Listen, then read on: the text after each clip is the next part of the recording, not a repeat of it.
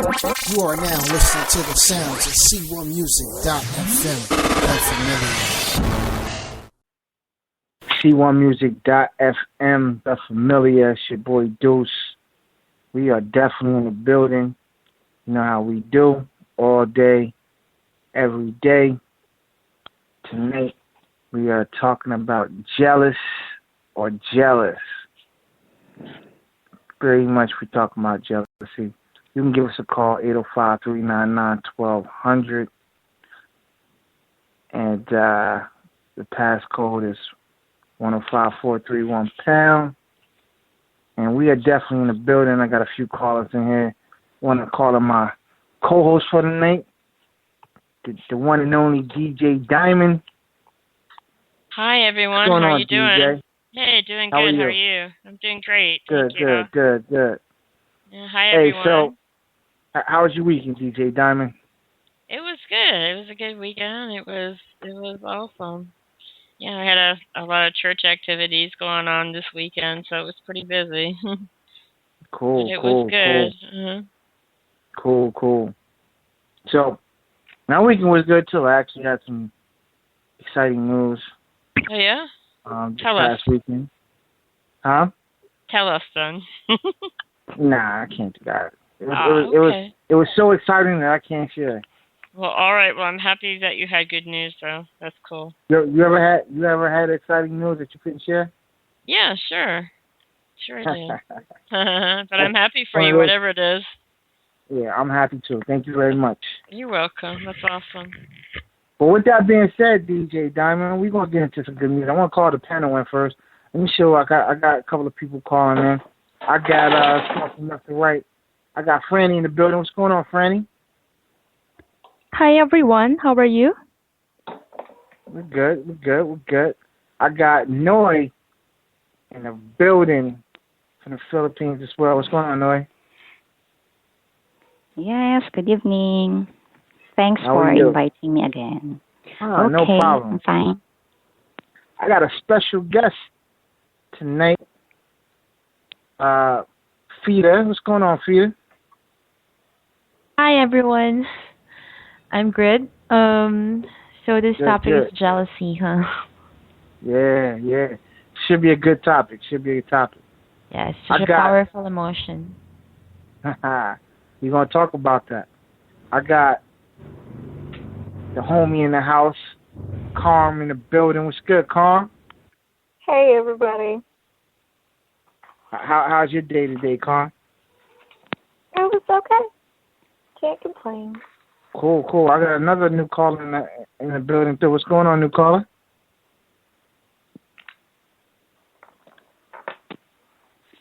Another caller, my other caller. It's my other caller in the building. Hey, everyone. Hey, who's this? Amanda.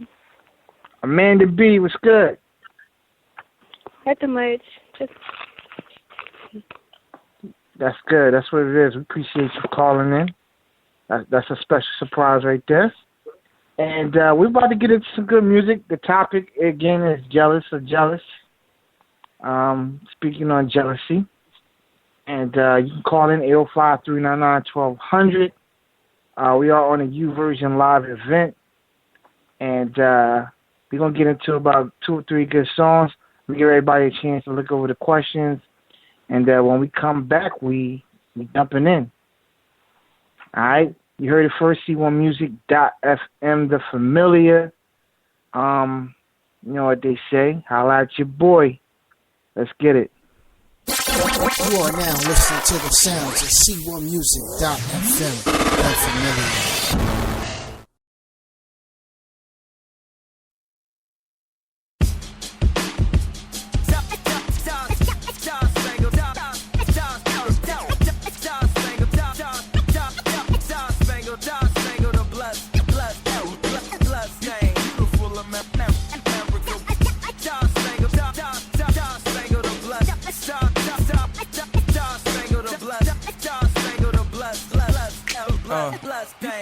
Brian, this one's for you. Yeah, Picture ain't done yet, keeping my brush wet, painting the sunset as if there's only one left. Creation like what's next, even the sun sweats. Beef in the night is coming, unusual suspect. He's taking his subjects home for the love fest. Gone sayonara, shall be held for the loveless. Some of us undressed, motives are suspect. The justified type, I call them flush left. Wrong side, heart cries for the wicked. Big scheme is such divided thoughts. A time lost. Matter of fact, they take their only hope. Christ the King, they laugh at that, say it's a holy hoax. Imagine that, I'd rather have the one who holds the globe. Sun dancing with my father, it's a do-si-do. So happens that the big cheese is filled with gaping holes and cats be steady racing for whatever the case be, y'all. Catch me steady chasing God. He says I am God. Switch up your dogma. You gon' bow to me anyway in the long run.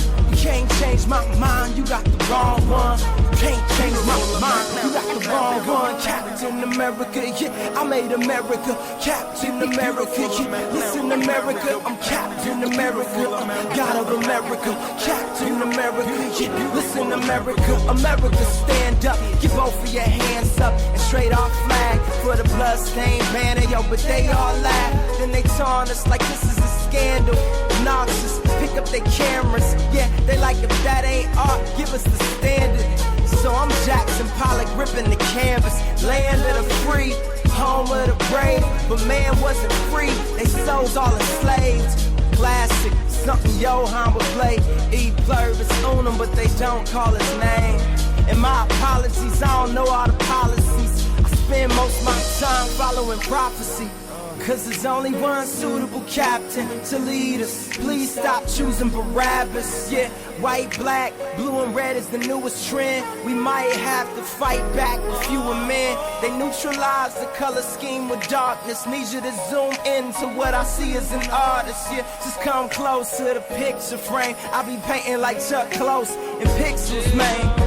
We going to heaven, I know, but honestly, Romans 11 says that we the olive tree. Wow, Gentiles, we wasn't grafted. So bow, it's time to salute your captain.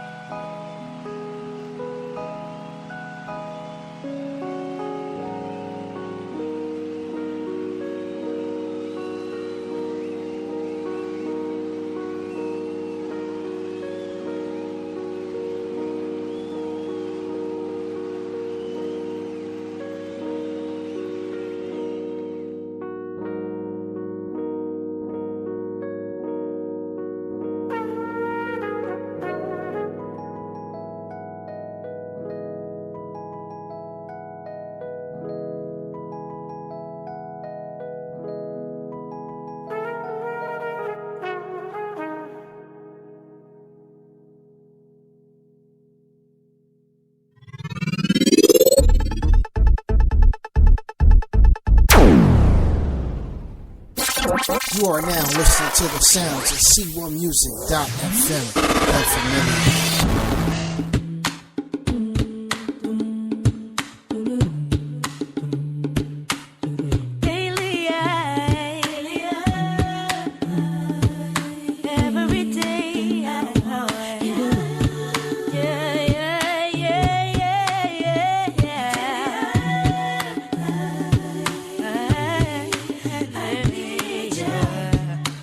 Oh, daily,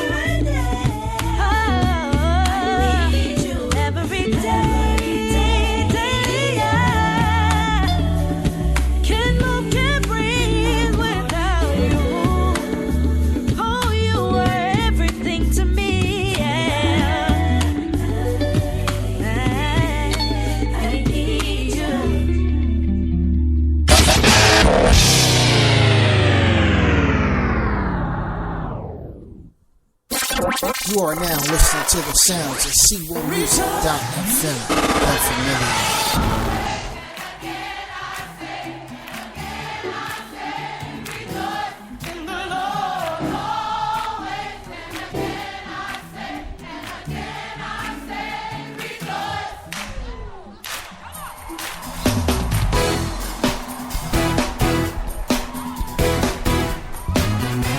Somebody lift up shouts of rejoicing.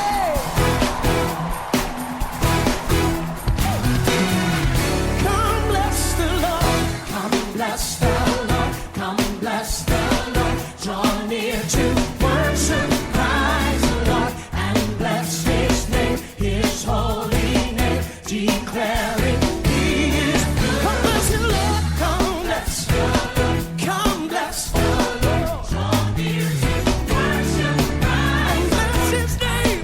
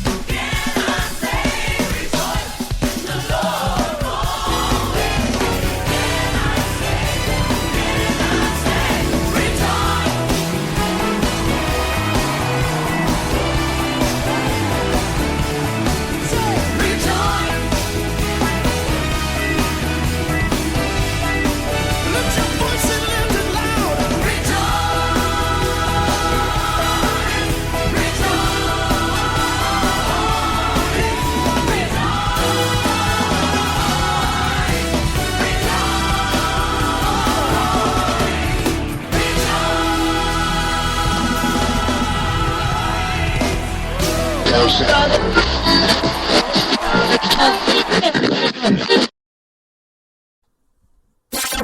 are now listening to the sounds of C1Music.fm.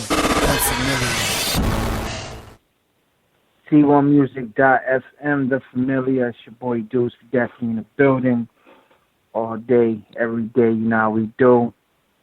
And yeah, that was last song again was Israel on the New Breed. Again, I say rejoice. And we definitely in the building. Today is March 4th. Seems like next thing you know, this quarter be over so fast. You know, time moving by so fast. It's crazy. But in a nutshell, it is March 4th. Tonight's topic is jealous or jealous. We're talking about jealousy. And I got the wonderful DJ Diamond in the building. And I have the panel in here. I have Fran in the building. What's going on, Fran? I have Noe. I got Fida. I have Khan and Amanda B in the building. So we're in the building tonight. I got another caller in. Let's get my other caller in here. What's going on, new caller? I got a new caller. Hello. What's going on, new caller? How are you? I'm good. How are you? I'm good. This is Danielle? Danielle? It is. Yes. Got it. Actually, I can see call ID names on this one. It's cool. All right, yeah, so got Danielle in the building. What's going on, Danielle? Not much. That's what it do. All right, so our topic tonight, again, is jealous or jealousy. I'm going to read the first section, what's called Jealous Girls, and I want DJ Diamond, you know I always start off with you. You lead me in as the co-host, so we're going to start with you tonight with answering this question. Okay. And then I want you to tell, let's actually two questions in the mix, so I want you to give me your opinion on it, and then we're going to open it up for discussion. So it says here, a young lady writes, when I first met my now husband, he had a close female friend. I'll call her Donna. Donna and Joe went to the movies together, out for dinner, and even caught a baseball game with another couple while I was out of town. I asked to meet Donna many times, but kept getting the runaround for one reason or another. I think it's weird that I haven't met her yet. And I think she is deciding if she's in love with you, I told Joe. He said I was acting crazy. We're just friends, he said. He'll say. I know you might be just friends with her, I replied, but I don't think she's just friends with you. Jealousy boiled up inside me all this time. Should I have been jealous? That's the first question, DJ, that I want you to answer. All right? Okay. Should I have been jealous? First question. And then she goes, as it turns out, I wasn't wrong. When Joe and I have been together for a few months, he invited Donna to his birthday party so she could finally meet me. Not only did she not show up, but they never spoke again. Clearly, Donna wasn't interested in having a platonic relationship with Joe. I guess this means she actually was jealous of me, right?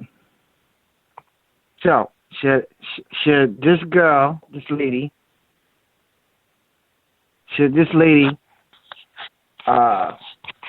been jealous of her husband's best friend at the time, or boyfriend's best friend at the time? And then, does the best friend have a right to be jealous of her? Talk to me. Well, I think should we have a right to be jealous? It's really not the best thing. We're really not supposed to be jealous, even though we're human. And the green-eyed monster, comes.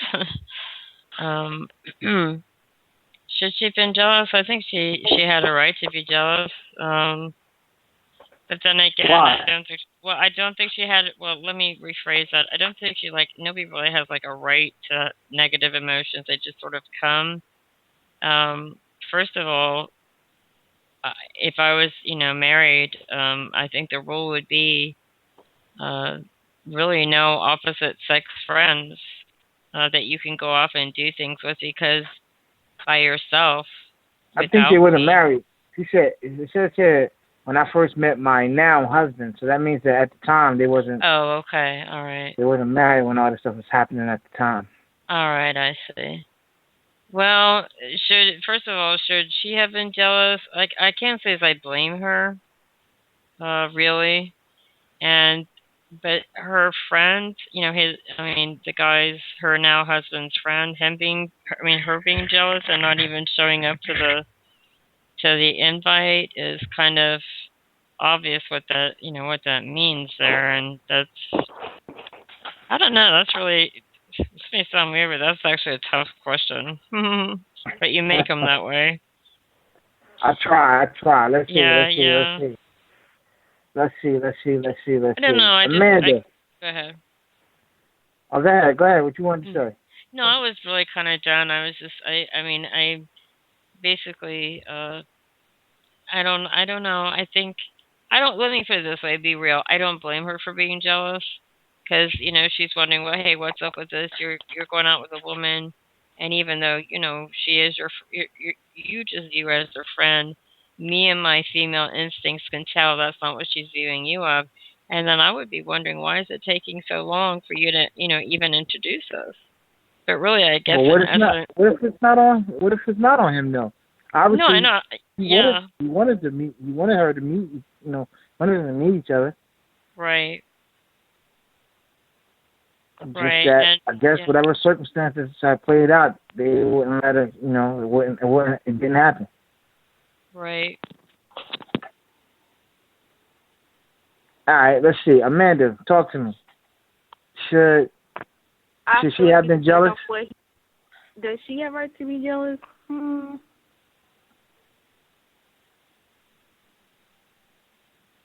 I would say it looks suspicious, so the reason of jealousy would come up. Because if you take a longer amount of time than she feels comfortable with, then yeah, she's gonna be jealous. And I feel like, she has a right to feel jealous if she wants to. It's an emotion that you have, so it's not like,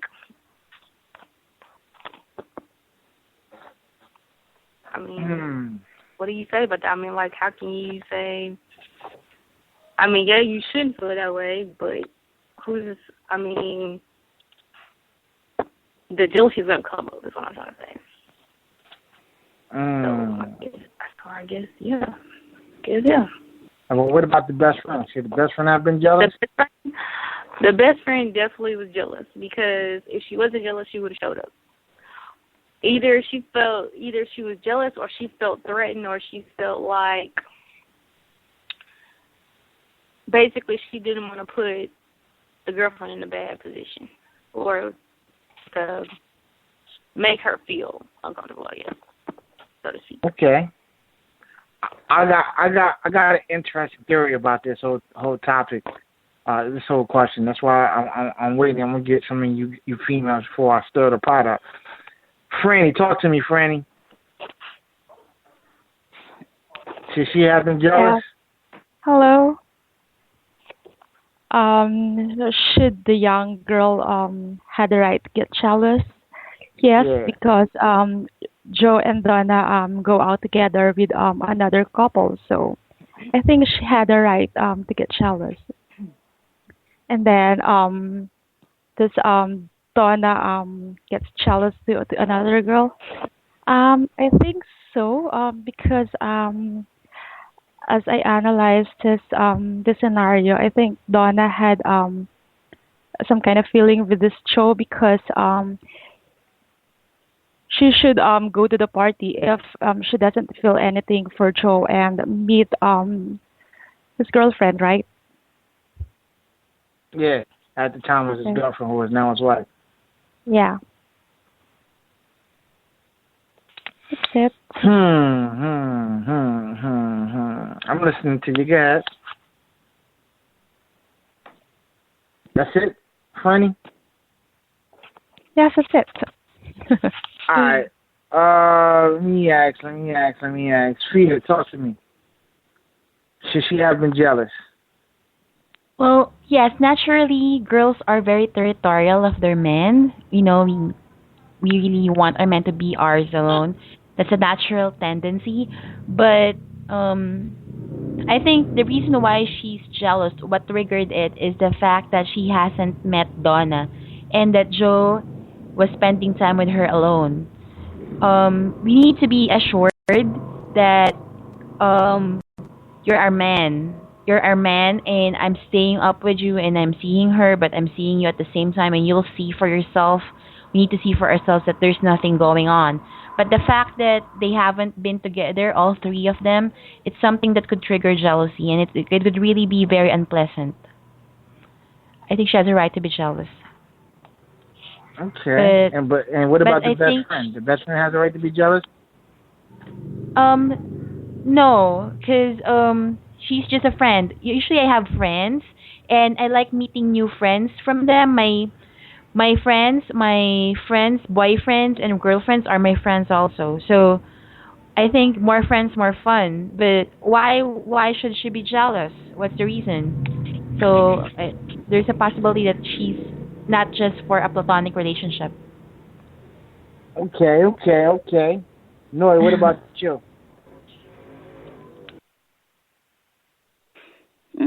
For me, she should be. She should be jealous, and she must jealous.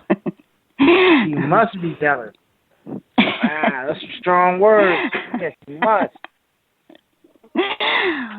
For some who are conservative type, maybe I can relate to that. You can relate to it. Yes, because I am a jealous person. But I should I must overcome that, and I overcome it with my husband. Okay. Okay, so should the best friend have been jealous of the wife? Of course. The best friend. He has nothing to do with that. He should not be, but the wife to her husband or to the friend, of course. Okay. She has the right to jealous. The best friend has the right to be jealous too? Of course not. Of course not. Okay, so the girlfriend has the right to be jealous, but the best friend doesn't have the right to be jealous. Yes. I got it. Danielle, talk to me. Yes. Should the girlfriend, does she have a right to be jealous of the best friend? The girlfriend, I would say yes. More so hurt, but yes, if it came down to a point where if they were supposed to be doing something, or she knew that him and the best friend were going to do something and she asked and he was like no, yeah, that would raise a red flag and be jealous. Yeah, why not? The best friend, I don't see where she should be jealous at all, because if she's the best friend, then she's the best friend. But it raises the question for me back on the man. What is he telling both of the women? Okay, interesting view. We're going to touch that in a second. Last but not least, Khan, talk to me. What do you think? Jealous? Women have, the girlfriend being jealous, she has a right to be jealous. If there is nothing to hide and nothing there, then the best friend should have met her a while back. Even if they don't meet face to face, reach out and talk to each other on the phone a few times and then meet each other if there's a conflict of time for whatever reason. But my thing is, if the best friend doesn't have a problem with meeting Joe, there's not a time conflict there, then there shouldn't be a time conflict with meeting the girlfriend. So does the friend have the right to be jealous? No. If she's the best friend, she should truly be happy for Joe that he's found someone, and there shouldn't be a problem with that. And clearly she has feelings for Joe, and it took her a while to get used to it. Now, sometimes women are possessive even if they are friends. Say, for instance, if Joe and Donna hung out all the time, there was nothing going on, but you just get used to spending time with someone, and when you're not the main focus because they have a date, they're dating someone, then you kind of feel maybe a little bit jealous as far as time is concerned. But if you really truly care about the relationship, that it's really platonic with Joe, then be happy for him, and you man up and get somebody of your own. Gotcha. All right, now I wanna say something here. See, Hello? maybe it's just me. Maybe I'm the bad guy here. All right, I want to mix it up for a minute. I'm play devil's advocate, I guess.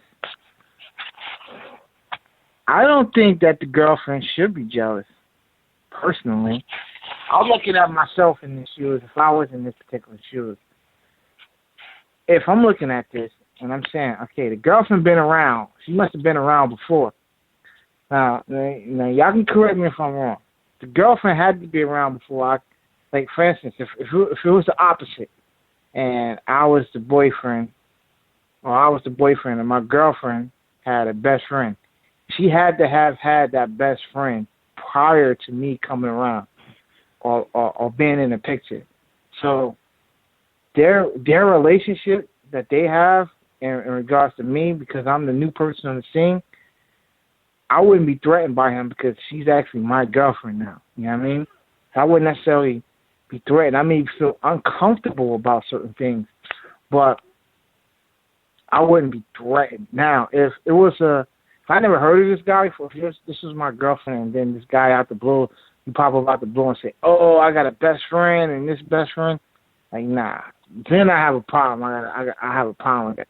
But if this is your best friend prior to me coming into the picture, and you do some of these things with him, and you was doing some of these things with him prior to me coming to the picture, as long as it's communication and we cool, I would have thought, now I would have a problem with us not meeting, but I wouldn't be jealous, you know what I mean, because I'm the new guy in the whole picture of the thing, the whole scheme of things, so it would be more so him being jealous of me if anything else. I'll be confident in my relationship with my girlfriend, well enough to be I'm cool. I don't have to necessarily be stressed out about a situation like that because y'all used to do that prior to me coming into the picture. You know what I mean? Personally, that's how I feel to some extent or another. On the flip side, to the jealous best friend, I don't know if I would consider the girl not coming to the birthday party as being jealous, though. I would say not having a platonic relationship probably would be admit to being jealous, but not coming to the party doesn't necessarily mean that she's jealous. You know what I'm saying? So, and again, it all depends on how the situation pan out. I've actually been in something similar in this particular situation, in this particular topic. It didn't really pan out the way this story has panned out, but I was in a something similar to it. You know what I mean? Years ago, where I was the guy, I had a best friend and was dating somebody who didn't really like my best friend, and would always complain. And at that time, I was on it like, well, that's my best friend. Like, you know what I mean? You gotta take it or leave it. You know what I mean? Because we was cool like that. I wouldn't do that now. I believe that your best friend should be your girlfriend or your wife or whatever the case may be. But in those days, you're young. You know what I mean? That's how I was rolling back then. But I don't know. For me, I just feel like I wouldn't be jealous. You know what I'm saying? In the beginning, if the circumstances was you had a best friend prior to me coming to the picture. You know what I'm saying? Danielle, what do you think about that? Like, do you agree with me, or you still like, nah, I'm not having it? No, I do. I agree with what you're saying, but the way that with the situation that came up, it was even obviously if his best friend was around before her and him got together, it didn't sound like she had ever met this best friend. And either the best friend or him were not allowing the new girlfriend, for them to meet each other. So that's where the confusion comes in for me, and that's why I say that depends upon what he was telling her, or telling both of them, because obviously. But to be truthfully honest with you, if I came into the picture, again, looking at it from the flip side, if I came into the picture and my girlfriend had a best friend, male friend, or whatever the case may be, and I'm the new guy, if I made it to being boyfriend, then, personally, I don't care if I met him or not. You know what I mean? Like, it's no big deal. Like, as long as, to me, part of the problem is, I think, like, again, communication and trust. You know what I mean? Like, if she communicates. That's exactly what I was going to say. If there was some communication in it, that's a big difference. But right. Now, if what was read in the story, there wasn't that communication. But I'm talking about communication between me and my girlfriend more so than, if she felt comfortable enough to tell me that they went out, if I'm away out of town, right? Like, here's my thing in this story. If I'm away out of town and my girlfriend is telling me her and her best friend went out on a couple's situation and they hung out, and she's bold enough to tell me, then that means I'm comfortable with the situation, whether I met him or not. Because outside of that, means there's communication. Yeah, say that again? I said that's correct, because then there's communication. Right. If your girlfriend gonna come to you, your boyfriend, and tell you, hey, this is what I did, then there's no reason, because you're gonna come right out and say, hey, this is what I was doing. There should be nothing arising that there's anything between you and this best friend going on. And as long as you and your girlfriend in your relationship are secure with each other and have that open communication, that leads to be more so that, okay, hey, I'm not worried about anything. Right. That's the reason why I wouldn't be jealous. That's what I'm saying.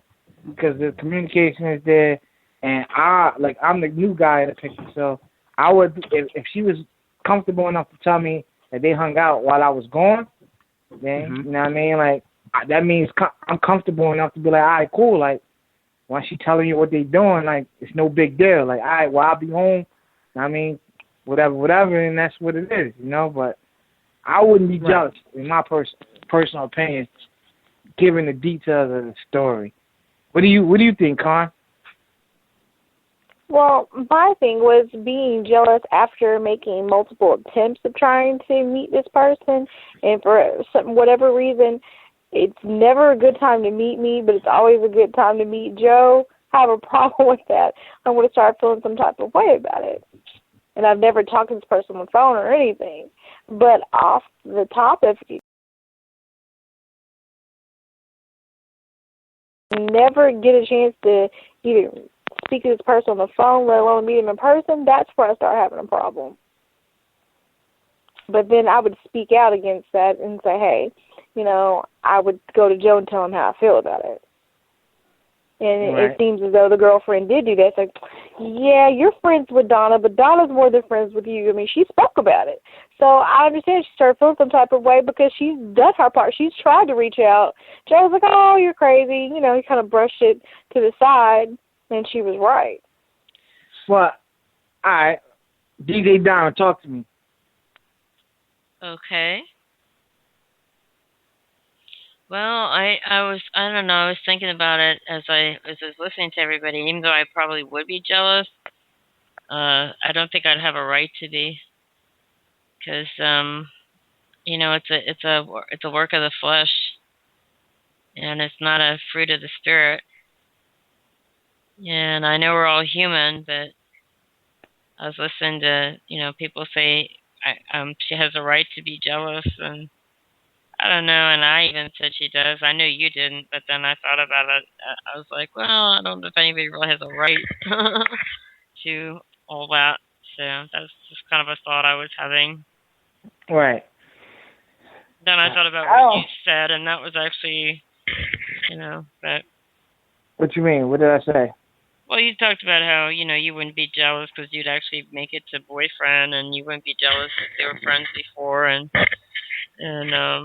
that's not when I started to think this. I started to think this when I heard everybody, including myself, say she had a right to be jealous. And then I thought, I was like, oops, I don't think any of us really have that right. It may be emotion, it may be a feeling, maybe a work of the flesh, a negative emotion, but we just have to work on the word and everything to get to conquer that and stuff. But I don't know if that makes sense or not.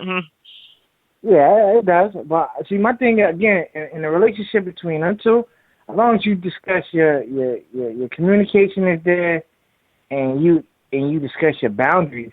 For me, I don't care if I meet the other person or not, man. Like, if I do meet them, I do. If I don't, like that's my girl. You know what I mean? And if you're not gonna be on the phone with him while you're chilling with me, you know what I mean? Like, that's not happening.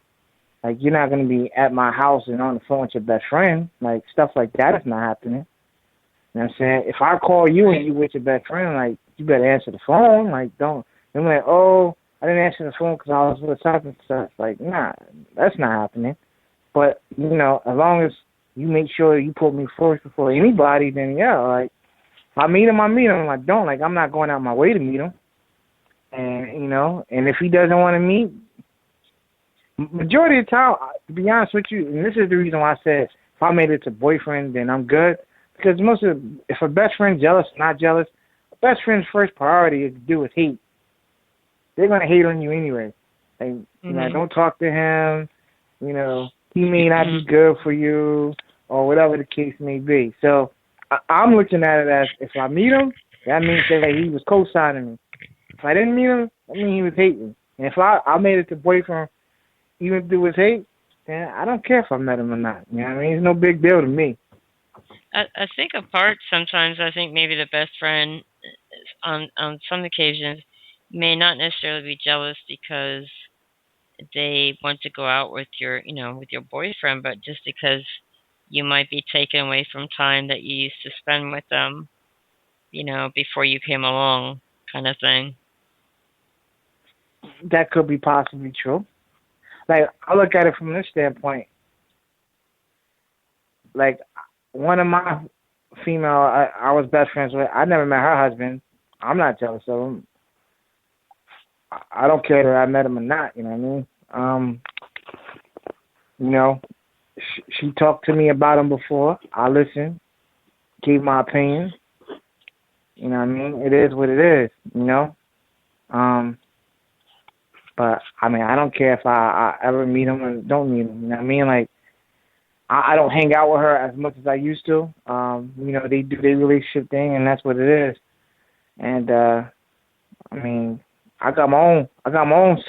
Like, for instance, if this is what I was saying. If Donna didn't want to come, it could have been because maybe her boyfriend didn't want to come to Joe's birthday party. You know what I mean? It could be various different reasons. Maybe she got into a relationship and her relationship doesn't want her to be talking to Joe anymore. You know what I mean? It doesn't necessarily mean that she was jealous. Could just mean maybe her situation is, maybe her boyfriend is jealous and don't want her talking to Joe anymore. You know what I mean? Joe got a wife or whatever. Let Joe live and you worry about us, That could be that too. What you think about that, Amanda?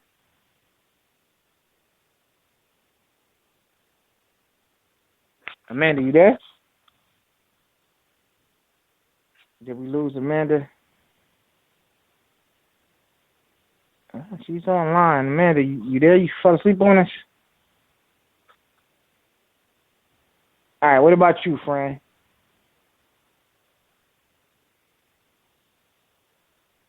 Friend. Yeah, I'm here. Talk to me. So what do you think about what we're saying? You agree, disagree? Yeah, kinda. If you are just a best friend, you are just a best friend. You don't have to don't have the right to get jealous unless otherwise this man show personal intentions to you. Yeah.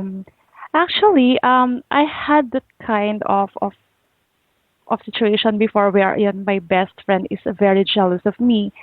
You know, I just found out that a few years ago that his husband right now, her husband right now is wanted to date me during that time.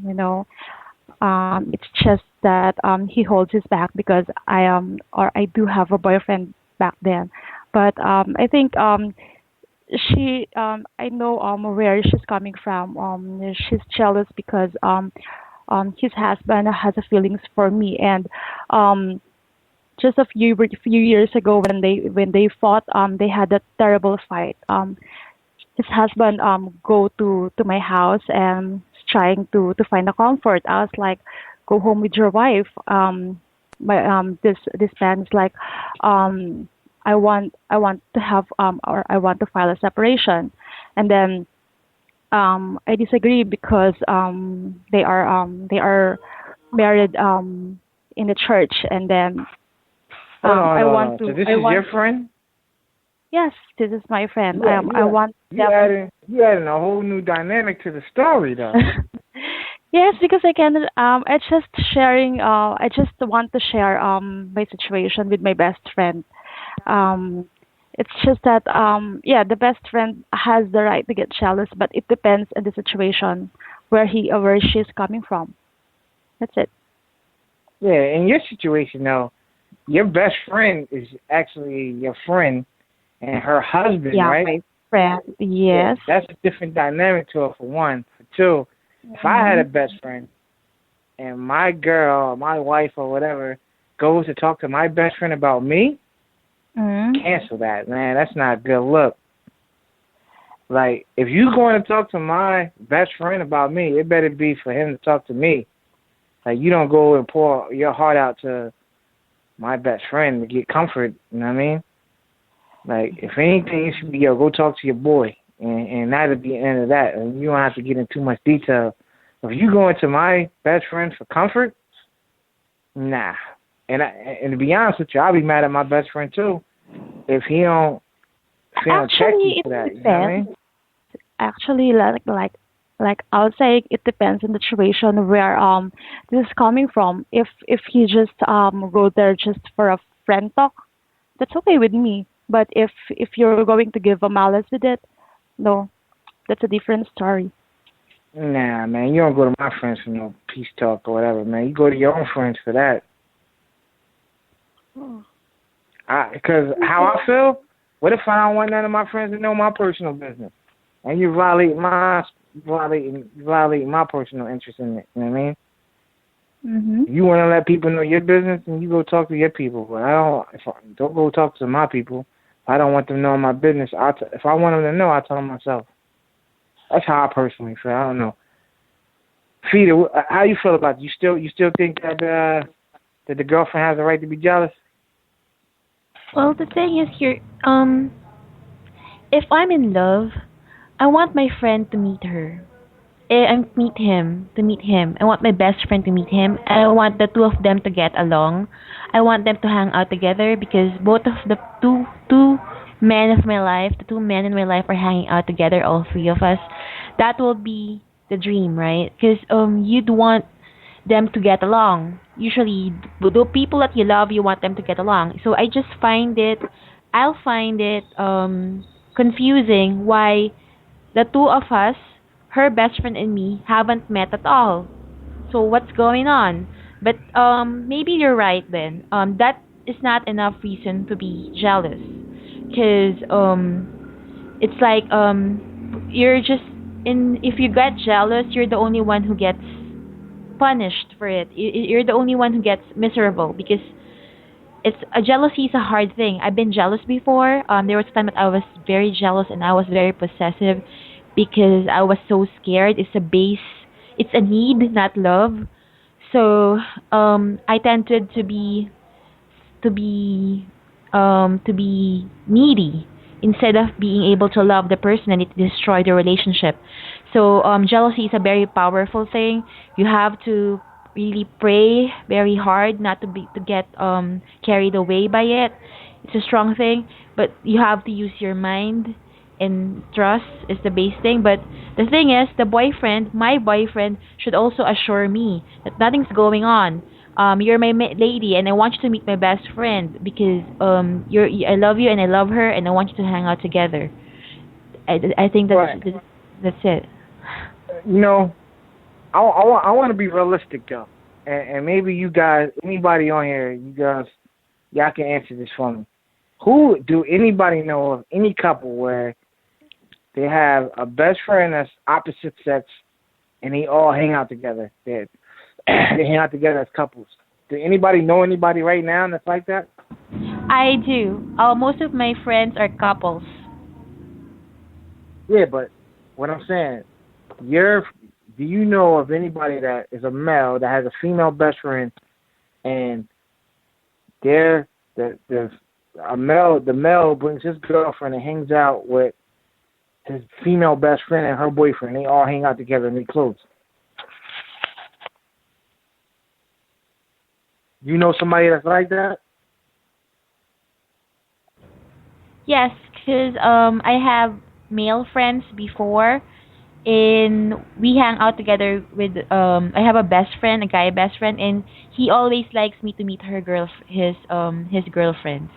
But do you still hang out with him now? Because we're adults now, and he's in the United States and I'm in here, so I don't get to meet him. But we met through Facebook. They asked me to add him at. I added it. I'm not sure what I did because I'm his best friend. I want to get to know the girl that he's excited about, that he loves, because he keeps talking about her. So I want to meet the girl. So who's she? So I'll just ask her. I'll ask her to be my friend in Facebook because she's far from me. So naturally I'll do my part to meet the person that she loves because my best friend is in love with her. So I want to know who she is. I also love her. That's easy though. I understand that part, but that's easy because it's Facebook, it's far away, you can chat. But I'm talking about, like, for instance, Danielle, do you know anybody who has a male and female that are best friends that hang out with their significant others on a regular basis? Before, when we are together, I used to hang out with his girlfriends and with his previous girlfriends. All right. So as an adult, though, what about you, Danielle? No. I knew somebody, a male friend who had a female best friend, and the person he was with, they would all hang out together, but the guy that she was with, he was never around. So as far as being the whole couple thing in opposite sex, male and female, no. Nah, I can't say that I know anybody who does that. Yeah, I don't know anybody. Even if you're on some, like, yo, you can hang out with my girl type tip, like, that's cool, but that's not the same as hanging out with couples. You know what I mean? Yeah, no, nobody does that. All right. What about you, Con? You know anybody? I have a cousin, and he's married, and his wife had a male best friend, and she still does have a male best friend, and the male best friend comes over and he hangs out with my cousin and her, but the male best friend comes over with his girlfriend? He has come over with his girlfriend, and even when he's not dating, he comes over and he hangs out with her and him, and they have a daughter, and, they do stuff together, have game night and all that other kind of stuff. It's kind of like he's part of the family. But so the male best friend has a girlfriend, or he's married or whatever? He's not married. Sometimes he's dating, sometimes he's not, but regardless of whether he's dating or not, he comes over and he's considered as part of the family. Yeah, but see, to me, it's only fair when it's only equally fair when y'all both, like, they both married. Like, for instance, for me, if I was married and my wife had a male best friend and he was just he wasn't married or whatever the case may be, like, to hang out with him sometimes or whatever is cool, but you know what I'm saying, like, when you talk about couples and stuff like that, I don't know, man. Like, I'm on my own thing. She on her own thing. You know what I mean? Like, us hanging out together as friends now, like, I can see that happening as a young, when you're young or whatever. But as an adult, growing up, kids and stuff and trying to keep it moving. I just don't see it. It doesn't happen. It doesn't happen at all. You know, I don't know. I just don't see it happening like that. You know what I mean? It would be a little strange. There may be one or two success. Yeah, it may be some success stories in that situation, but that's like a weird, strange situation. Right. You know what I mean? Like for me, for instance, again, I said I have a best friend. I don't want to hang out with her and her husband. Like not to say that there's nothing wrong with him and nothing like that, but I mean, when we were best friends, it was her telling me about him and talking about the problems and act right and all that. But as an adult, like, yo, handle your business. You know what I mean? Like, to me, maybe we have to go back to define what best friends is. You know what I mean? I don't know what everybody's definition of a best friend is, but I got my own problems to deal with. You know what I mean? I don't want to deal with and listen to other people's problems. And if you really tell me about it when I do see him, I may not really even like your husband like that. If all you doing is complaining about him, you know what I mean? So if he's a cool guy, you know what I mean? Like, yo, I'm happy for you. One of those things. If I wasn't married and I was hanging out with my best friend, husband, and all that, I mean, that's hanging out with the fellas to me. I mean, but once I have a girl, I don't think my wife will be comfortable hanging out with my best friend or her family type thing anyway. Like, I don't know. I wouldn't even try to put my wife in that type of situation. You know what I mean? Not on some regular, as an adult, hanging out. Maybe once or twice go to an event, but maybe, if they was having an event, like go over once in a while, but hanging out on a regular basis, I just don't see that happening, man. Realistically. It's kind of uncomfortable. Anybody else? Dad, what you saying, Diamond? It'd be kind of uncomfortable, I think. Or just kind of like you were saying, just, I don't know. It would just be like I'd outgrown it or something like that. It'd be an odd situation, just not a comfortable one for me. Yeah, it'd be weird. It'd definitely be weird, you know what I mean? I think it would. Yes, it would like, be. I think it would be too. Like, for instance, Carm, I think that situation works because he's not married or anything like that, you know what I mean? So he can just come hang out and just be on something like, I'm hanging out, you know what I mean? But the day he get married and be on something like, I'm married too, like, that's the time when it becomes weird to me. You know what I mean? Mhm. I don't know. That's just my opinion. But anybody else want to add to that? No. Yes. All right. Well, in that case, we're going to go to a music break real quick, get into some good music, and we are going to talk about jealousy in itself. And we're going to take it to the good book, 1 Samuel chapter 18, and look at the dynamics of Saul and how he was hating, jealous of my man David. So y'all can get y'all good books out and chop it up with me on that as we turn into some good music. Let's see. We're gonna take it to Jordan Armstrong, champion, C1music.fm, the familiar. Get at your boy. You are now listening to the sounds of C1music.fm, the familiar. When your world's turning upside down and the curtain's closed, don't think it's over. But then your feet don't touch the ground and you're crying out, but nobody's listening. Help is on the way. After all is said and done, for all the victories you won, Lord, you're my champion. Lord, you're my champion. Done so many things I thought that can't be done. Nobody else did it, you're the only one. You're my champion. Lord, you're my champion. So let's give him a hand. Somebody bring the marching bands. So let's give him a hand. Somebody bring the marching bands. Let's give him a hand. Somebody Somebody bring the marching bands, 'cause you're my champion. You're my champion. When your clock is winding down and everybody's screaming your name, your victory is bound.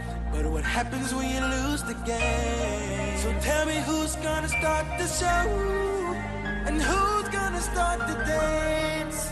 So where's the big parade and where's the marching band? After all is said and done, for all the victories won, Lord, you're my champion.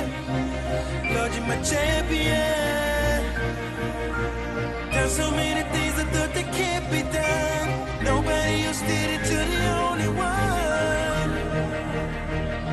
And Lord, you're my champion. So let's give him a hand. So let's give him a hand. Somebody bring the marching band. You're my champion. So let's give him a hand. Somebody bring the marching band. You're my champion. Lord, you're my champion. The champion's here. The champion's here. The champion's here. The champion's here. The champion's here. The champion's here. You're my champion. Let's give it up for the champ. Let's give it up for the champ. Let's give it up for the champ. Let's give it up. Let's give it up. Let's give it up for the champ. Let's give it up for the champ. Lord, you're my champion. Lord, you're my champion.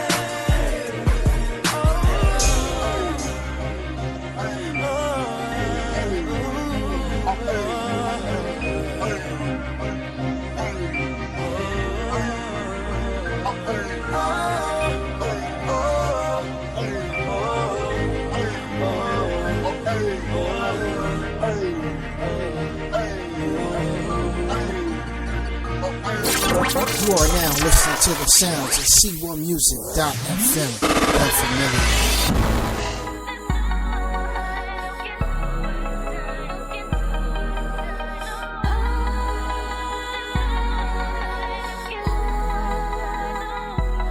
Would you believe me if I told you Superman is coming for you? Greater than evil, taking over.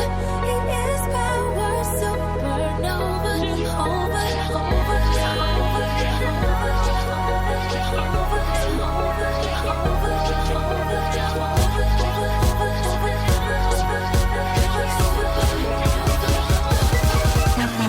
So bright.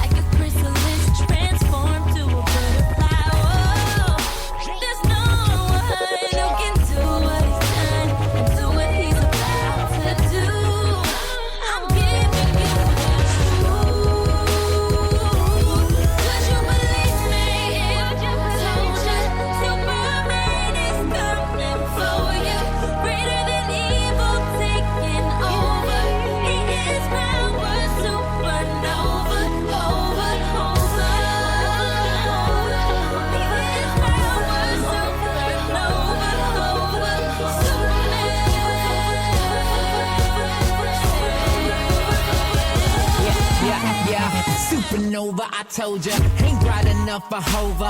Ain't talking about Rockefeller, I'm talking about way older. Ain't talking about creation, I'm talking about creator.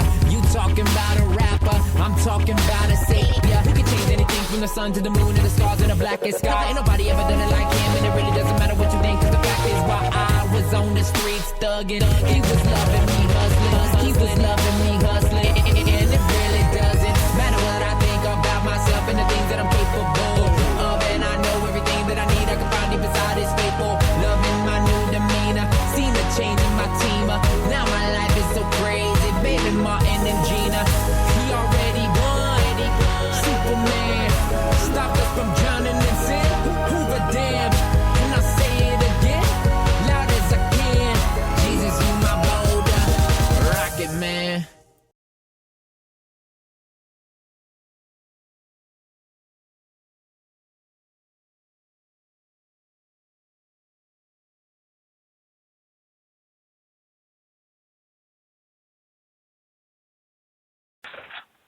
C1music.fm, the familiar. It's your boy Deuce.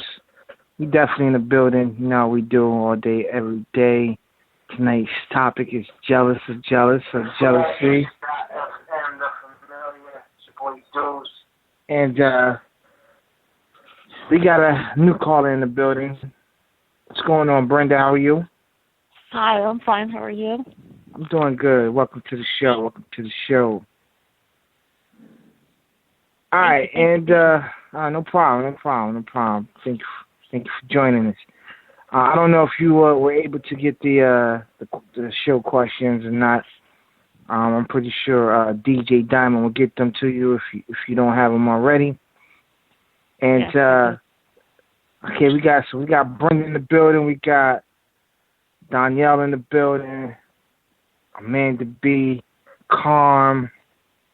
We have my Skype callers on here. We got Fida.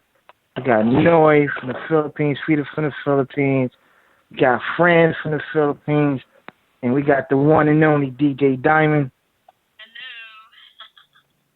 Hello. And DJ Diamond sound like she in another world right now, far away. And we are going to the section, the good book. So if everybody can turn, they got their good books out, turn to 1 Samuel chapter 18. And we're going to read a little bit about my man Saul and my homie David, and see what's going on, what's taking place here. I am going to read it from the first verse. I'm going to start the first verse and just look at the jealousy that's going on in this particular situation off of David's success. Does everybody have it, or everybody following along with me? Can I get a shout out or something? Somebody say, yeah, you with you, Deuce, or something, you know? With you, Deuce. Yes. Cool. All right, so for everybody, I am tonight reading from the Holman Christian Standard Bible. So if you want to follow along with me, I will be reading from the HCSB. And I am going to start off at the first verse of chapter 18. I'm going to try to get through this, and I'm going to be stopping in the middle of it, asking a few questions, so on and so forth. As I didn't know, time was running fast. We spent a lot of time on that last question, so let's move forward. All right, verse 1 starts here. It says, when David had finished speaking with Saul, Jonathan committed himself to David and loved him as much as he loved himself. Saul kept David with him from that day on and did not let him return to his father's house. Jonathan made a covenant with David because he loved him as much as himself. Then Jonathan removed the robe he was wearing and gave it to David, along with his military tunic, his sword, his bow, and his belt. David marched out with the army and was successful in everything Saul sent him to do. Saul put him in command of the soldiers, which pleased all the people and Saul's servant as well. As troops were coming back when David was returning from the killing of the Philistine, the women came out from all the cities of Israel to meet King Saul, singing and dancing with tambourines, with shouts of joy, and with 3-string instruments. As they celebrated, the women sang, Saul has killed his thousands, but David his 10,000s. Saul was furious and resented this song. They credited tens of thousands to David, he complained, but they only credit me with thousands. What more can I have but the kingdom? So Saul watched David jealousy from that day forward. Let's stop right there. So, we see two dynamics starting here.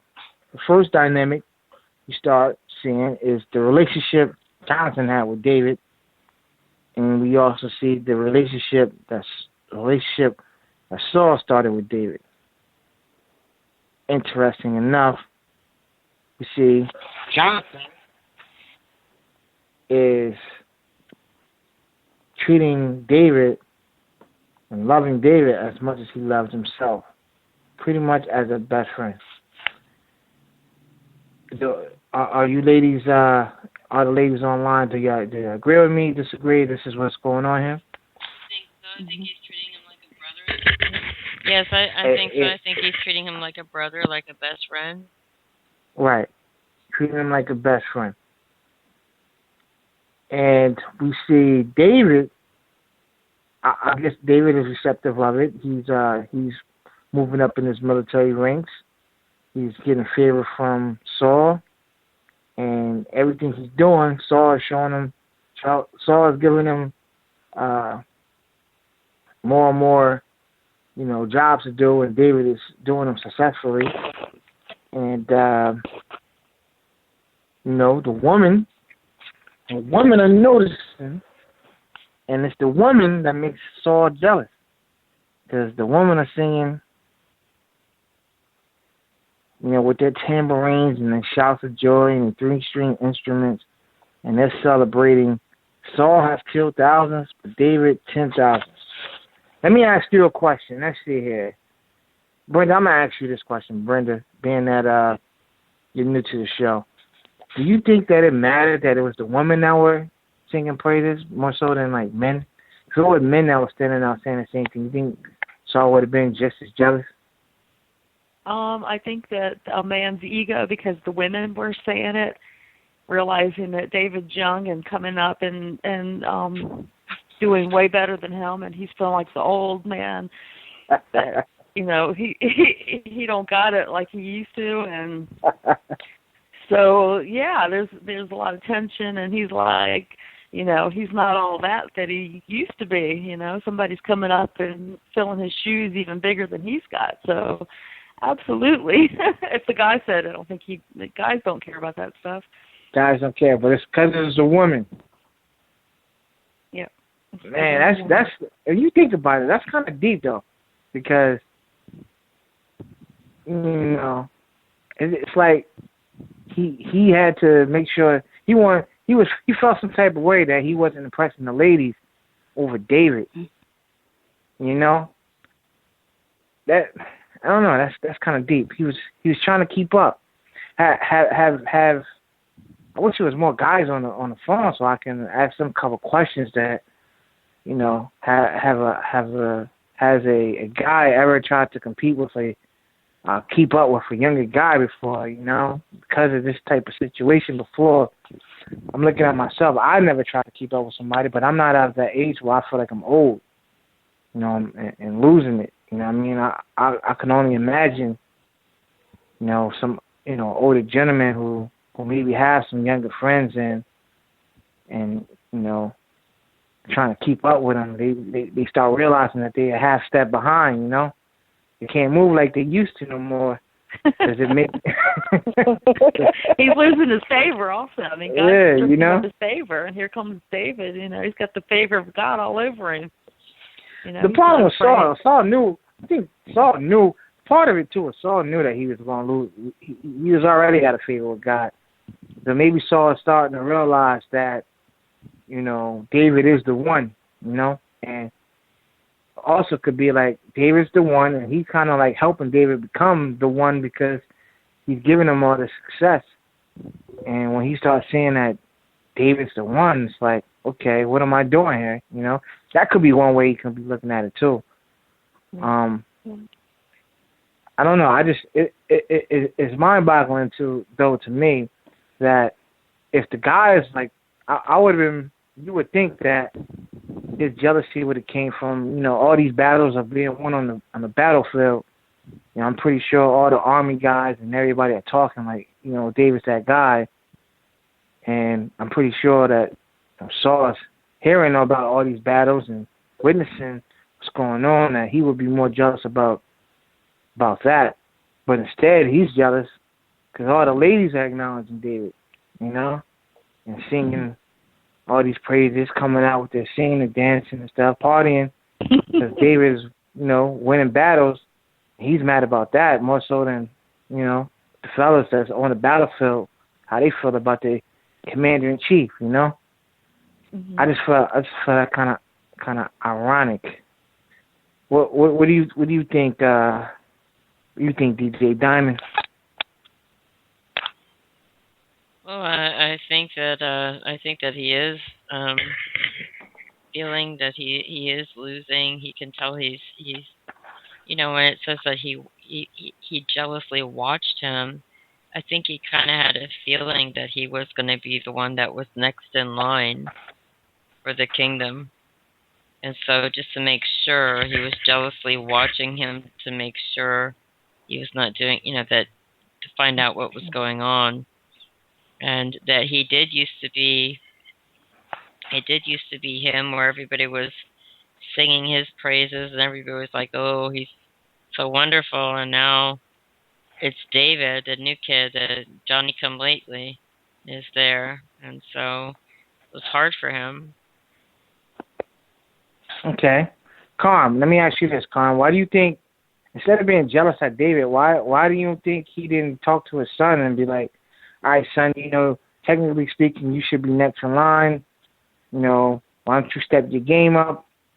What I'm saying, to be like David and win some wars or whatever the case may be. Win a couple of battles, get your name shining. I want to be able to hand this over to you, or whatever the case may be. Like, why not be jealous about that? Why, that his son not getting that much shine? Like, even his son is jumping on David's bandwagon. Like, why not be jealous or mad about that? Like why you don't think he didn't talk to his son or something like that? Well, you can clearly see that God's favor was on David, and his son Jonathan looked up to David. So it wasn't like he was going to want to compete and be better than him. So that wasn't going to work. And I think David's problem was not David's problem, sorry. Saul's problem was he was a people pleaser. And women are out there on the battlefield, the men were. So if the women are talking about it, that means the men are talking about it too, so much so that the women find out about it. So that he feels like the whole world knew about it. And it was kind of like the straw that boxed the camel's back when the women were all singing about it. Because, the whole world knows, and everybody's on the coattails of David, even his son. And he feels like he's on his way out, and he's the one ushering him in. And he's kind of stepping back like, when did this happen? Right. All right, let's read on. Let's see what happens here. So verse 10, it says, the next day an evil spirit sent from God took control of Saul, and he began to rave inside the palace. David was playing the lyre as usual, but Saul was holding his spear, and he threw it, thinking, I'll pin David to the wall. But David got away from him twice. Let's stop right there for a minute. It says he got away from him twice. That means that this incident happened twice. Maybe in the same day, maybe minutes from each other. Danielle, talk to me. If if my man threw a spear at you 2 times while you was trying to play music for him to help him out, I mean, how would you have handled that?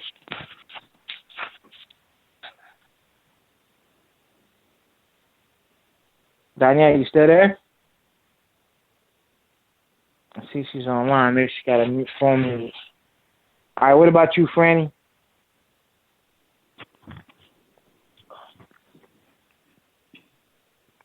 Franny, you there? Where's everybody at, dude? I think the rapture happened, maybe? The rapture? The rapture came, we left behind? Oh, man, don't tell me that. I'm about to hang up. I don't know. All right, Fida, what about you, Fida? So what do you think? Like, David was playing the music, trying to help Saul out, and at the end of the day, Saul threw a spear at him twice. I mean, what would have been going through your head if he was David? Well, I would first wonder, what did I do wrong? Why does he want to kill me? Then I'll defend myself. Naturally, I'll try to defend myself and stay away from him. Right. My thing in this question, I mean, obviously, we know that Saul was jealous, but I wonder why David didn't actually sit down and talk to him. Like, yo, my man, like, what are you doing? You know? Well, he's trying to kill me already, so I'm gonna go away. I know, but if somebody was trying to kill me or something like that, we gotta have some type of conversation. Like, you gotta at least let me know why you're trying to kill me. Mm-hmm. Yes. You know what I mean? Like, you can't just be throwing knives and spears at me and I'm just running away and that's just it. Especially with David being the dude that, you know what I mean? I'm pretty sure David was looking at him like, this old man trying to kill me, man. Like, I'm that guy out there winning the wars and stuff. Like you got this game twisted or something, man. You know, what are you doing, old man? You know? And he's over here thinking, I'll pin David to the wall. Like, so when he said, I'll pin David to the wall, it sounds like he was actually trying to grab David up and stab him with the spear. And so when he grabbed David or something, I'm just trying to picture this in my head. David had to be looking at him like, yo, my man, like, what you doing? You know? Yes. If you role play this in your head, he grabs him up, he takes the spear. David has to be like, oh, Saul, what are you doing? Like, you know, he might be backing up from him or something. And, he tries it again, he comes charge him or something again, and David maybe runs away. But after that, I'll be talking to Jonathan, whoever, like, yo, man, what's up with your pops, man? He's bugging right now. I mean, you don't feel the same way? Yes. I'll probably wonder what's going on and what's wrong. Why are you jealous? Could we work this first? Could we work this out? Because I did my time to serve you and God. Then I don't know. I think it will be unfair if you will try to kill me because you can't deal with your emotions. Right. Especially just because the ladies are singing that, you know what I mean? They out there singing my name out in the streets. That's not a real reason to be mad at somebody. That's right. DJ Don, what you think? Well, I think that he tried to kill you 2 times. Yeah, I would be wondering what's up with this. You know, I've been trying my best to help you with my playing, but you're trying to kill me here, and I'd be wondering what's going on. And also, David respected the authority of Saul. I mean, he could have struck him back, or he could have just left. Well, we'll get to that part. But I mean, he could have struck back. But I think I would be wondering what's going on myself. It just, I don't know. That would be like a hard situation. Having somebody trying to pin you up, they're fine 1 minute, and then next minute they're trying to spear you to a wall. It would be difficult, Right. to say the least. Right. All right, so check it. Let's continue reading. So I'm looking here. It says, verse 11, and he threw it thinking, I'll pin David to the wall, but David got away from him twice. All right, verse 12. Saul was afraid of David because the Lord was with David, but had left Saul. Okay, so he's jealous that also God left him and was with David. Verse 13, it says here, therefore Saul reassigned David and made him commander over 1,000 men. David led the troops and continued to be successful in all his activities because the Lord was with him. Now, Brenda, if you're gonna try to kill this guy twice, right? Why didn't make him a commander? He probably didn't have peace unless he did that. I mean, obviously he knew that he was favored of God and that God, he was the man of the hour, so he was going to be a fool if he didn't put him, and let him. He just tried to kill him. Well, maybe he stuck him out there to be killed, and he just. And technically, all right, but technically speaking, if you were David, your commander-in-chief tried to kill you twice. Then he comes to you and says, hey, I want to make you commander of 1,000 men and lead the troops. I mean, are you really going to accept that job? I think David's a little naive. I think he was young and he was trusting him because he was over him. He was an elder and he was believing that the king had the best.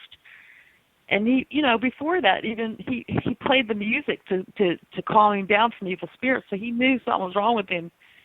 Anyway, I mean, God obviously prepared him, so he had the gift of mercy on him. But he's like, yeah, he told me I can go do this, and so he's got favor. So he's trusting. He knows it's God. He knows God's protected him in many situations. So, if this fool's going to let him go do all this, God's going to protect him. So, he's just taking every opportunity, everything that's being open for him to learn and grow. Right. He knows who his God is. He knows it's not up to Saul. I mean, I totally agree with. In hindsight, I totally agree with you. I know it still though. It has to be well. Like we move forward. Verse 14 it says, and David continued to be successful in all his activities because the Lord was with him. Verse 15, when Saul observed that David was very successful, he dreaded him. But all Israel and Judah loved David because he was leading their troops. Verse 17, Saul told David, here's my oldest daughter, Merab. I will give her to you as wife if you will be a warrior for me and fight the Lord's battles. But Saul was thinking, my hand doesn't need to be against him. Let the hand of the Philistines be against him. Let's stop right there. So he offered his oldest daughter.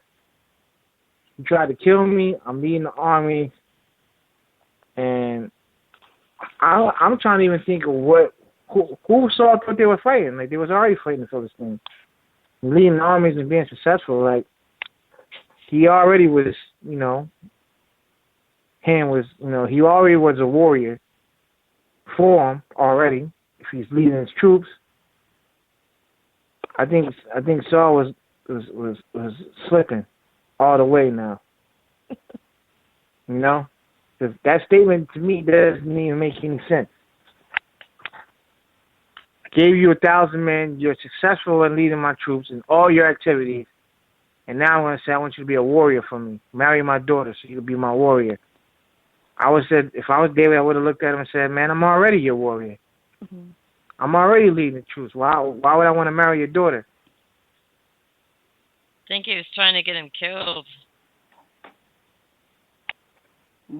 But I have to go with what Brenda said. Then David was a little bit naive. Like, A little bit, I mean, a lot. you know, I don't know. Con, what do you think, Con? He was definitely naive. He was looking at Saul's position and reverencing that and thinking, if you're the king and I'm in your army, if you elevate me, then you obviously think high of me, so I want to make sure that I'm continuing to make you proud of me and not remembering, hey, you tried to kill me twice. You know, there's something to that. I'm sitting here trying to help you. And, you know, if you're now offering me these things, talking about I'm your warrior, I've always been your warrior. You're flattering me and you're trying to put me into a trap.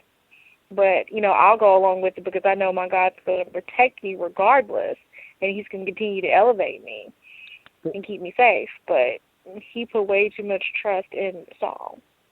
But, all right, Noy, tell me, why not just call David? Why not just call Saul out on all this stuff? Like, why just be quiet and go along with it like nothing's going on? Like, why not just like, come on, Saul, man, like, cut it out. You know, who you fooling? Why not just be straightforward, be a straight shooter with him?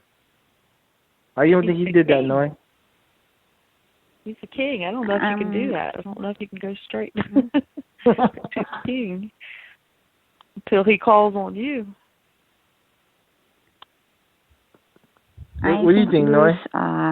This Saul is, yes, Saul is giving some tasks to David so that, like some other ladies said, that so that David should be killed, and that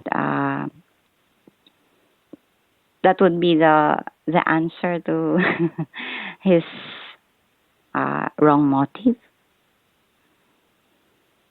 Okay.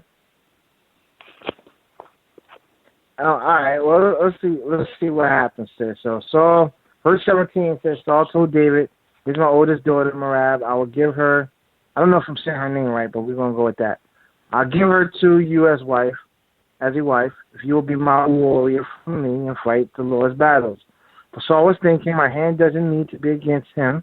Let the hand of the Philistines be against them. Then David responded, "Who am I? And what is my family or my father's clan in Israel that I should become the king's son-in-law?" So when it was time to give Saul's daughter, Merab, to David, she was given to Adriel, the Mahalathite, as a wife. Okay. Carm, you think David even cared about that? I don't think David really cared. I mean, he should have been offended. I'm offering you these things, I'm taking them back. He was young and naive, and I don't even think he cared about having a wife. Right. I mean, David probably could have had any wife he wanted to in that city, especially if you're talking about they was singing and dancing in the streets when David came home. You know what I mean? He probably was that guy. You know? And I'm thinking, he already was married already, right? He had about 2 wives at this particular point in time. Am I correct? Like, he already had 2 wives at the time. I know he had Abigail. Abigail and Milcah. Yeah. He had the other girl too that he married like a couple cities later after Abigail. So Abigail was Nabal's wife, and the other girl, I forgot her name, but he already had 2 wives at this particular time, if I'm not mistaken. No, he didn't. That's right. I'm wrong. He didn't have 2 wives at the time yet, so he wasn't married at the time. I think they came when he was on the run. Yeah, he was on the run. Yeah, right. So you're right. We did that. Yeah, no. I'm wrong. So he didn't have any wives at the time. Okay. No, he didn't have any wives at the time. I think he preferred Michael anyway. That's how you pronounce her name. I think he kind of liked Michael. I think he thought she was beautiful and No, I think he kind of liked her, so I don't think he was as upset that the other daughter was given to somebody else, because he kind of liked Well, Michael. in verse 18, and if you look at his response, it says that David responded, "Who am I, and what is my family or my father's clan in Israel that I should become the king's son-in-law?" So that was his attitude when it came down to Merab. And then she's giving away to Adrian. He probably didn't care. Like, all right, cool. Yeah, you know? right. I'm just wondering why. All right, Saul comes back. Let's see, verse 20. It says, "Now Saul's daughter Michal loved David, and when it was reported to Saul, it pleased him. I'll give her to him." Saul thought, "She'll be a trap for him, and the hand of the Philistines will be against him." So Saul said to David a second time, "You can now be my son-in-law." Saul then ordered his servant to speak to David in private and tell him, "Look, the king is pleased with you, and all his servants love you. Therefore, you should be the king's son-in-law." So, why David is even being beat for this guy? I just don't understand why you didn't just call again. If David had to have a cool relationship with, I'm thinking David had to have a cool relationship with Saul at one point in time, playing music. You know what I mean? He had to have his ear at some time or another. Even if it was to say, "Hey, David, what about this song you want me to play?" You know what I mean? You know, like he had to be at cool with him at one time, and he could be speak to him. So I mean, like, yo, David, why don't you just come on, Saul, cut it out, man? You know? I don't know, man. Or maybe even with Jonathan. You would think that he would have talked to Jonathan like, "Yo, tell your father to cool out, man." You know? And what y'all ladies think?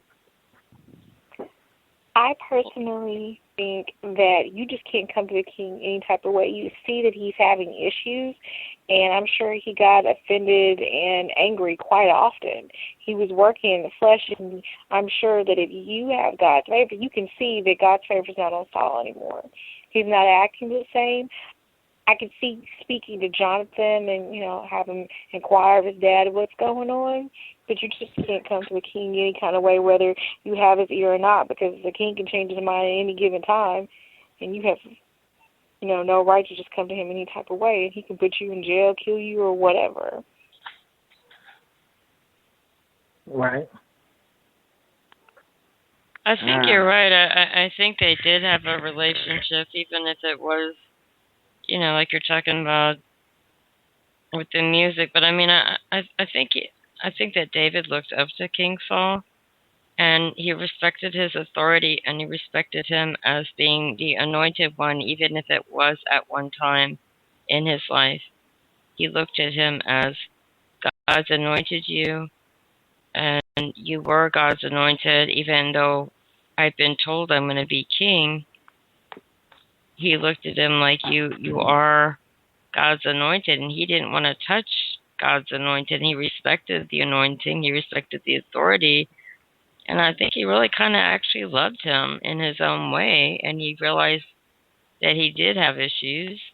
And he realized that all the things that were lost.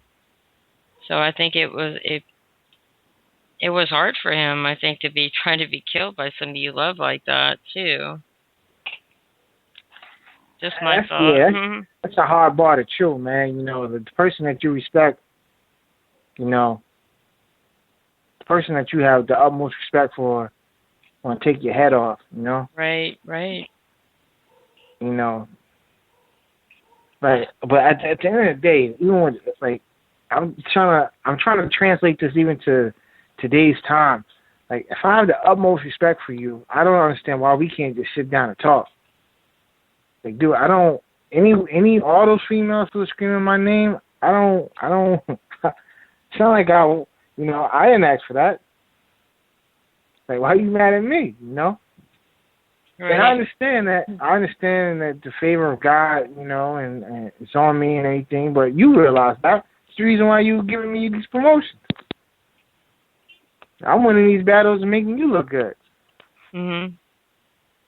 This is Brenda. I think that God protects the young and the foolish And David's out there with all the animals and everything, so he already knows the animal kingdom, and Saul is acting just like one of the animals, territorial, and so David's already been trained in these issues, and he's protected because of his love and a word that's been given to him. So he's learning and growing from watching Saul, but I'm sure he said, this guy's pretty messed up. But David had such a heart. I mean, he had a heart after God. And God gives Saul so many chances to love and to show some kind of, kingdom response or something. But Saul continues. He does not have a heart after God. He's bitter. He's jealous. He's egotistical. He's seething at this young guy and trying to kill him every single chance he can. And so God's just like, exposing this to David, and it's part of his training. Yeah. I'm not to jump the gun here, because I know that the time is ending, and we're going to be closing the show now. But what's funny to me, as you read a couple of chapters ahead, is when Saul is mad at all the priests. You know that story when he's mad at the priest. He sends. Oh, right, yes, David. uh-huh. All right. This is a funny story to me. So he sends the priest, sends the guy to kill all the priests or whatever the case may be. Find David, to find out where David is hiding or whatever the case. So he sends some people. They don't come back. Word gets back that they're there. He sends another group of people. There's more bigger men to go. And they don't never come back. And they all worshiping and praising God. And then Saul goes. So he's coming in there tough. And next thing you know, he's praising God. Like, when I sit down and I read that story, that's just funny to me, man, because how you going to get mad at them for not coming back because they praising God, and you go up there on some, I'm going to kill everybody, and you catch the Holy Spirit too. Like, after that happened, why not just give up and just say, hey, man, it's over. I'm good. Like, I don't know, man. That's just comical to me. Do anybody know that? Does everybody know that story? Well, yeah, I'm familiar with the one you're talking about. That's just comical to me. Like, he goes, he sends people to worship. I mean, he goes send people to kill, and he says to them, I want y'all to find out what's going on with David, where he's at, and so on and so forth. And they go, and they end up, the Holy Spirit following them, and they start praying and dancing and shouting, and he sends more guys to find out what's going on, and they end up worshiping, praising, and dancing. And he goes, and if I'm not mistaken, I'm trying to think, was he running around naked or praising and dancing too? No, you're not mistaken. Yes, yes. Like, so not only he's dancing, he's running around naked dancing. Like, I just think that's funny to me. Even prophesied too. He's free. He's just who he is. He's just great. That's why God loves him so much, because he's just the same no matter where he is. He's just David, and he's just being himself and loving life, and not playing the program. Yeah. I don't know, man. That's just funny, man. I don't know. But you would think, though, after even having that experience, that experience started off by you wanting to kill David, and you there running around naked dancing and stuff, and you would think that, I mean, that wasn't your plan, and being that you all about, that God has favor on David, like, give up, man. Just let it go, I just know, the irony behind all that, and he's still mad. I just don't, I would love to, I wish I lived in some of this stuff that happens in the Bible, to be honest with you. I would have loved to actually sit down and just have an intelligent conversation and say, "Why did you do that?" You know, and just to hear the response, like you're a king. Like, I don't get it. Like, just explain yourself. You know, like what intelligent answer can you really give me? You know, I don't know. I just some of these stories is funny to me. Well, one day you'll get to ask them that, Deuce. I hope so. In I would love to heaven. hear the answer. No, in heaven. Well, hopefully these guys. I don't know if Saul's there. Oh, yeah, right. And if he ain't, I'm not going to look for him either. But yeah, it's deep though, you know. But as far as jealousy goes, we see here that he's jealous, you know, of David's success. All because it started off because the females checked him out, you know. And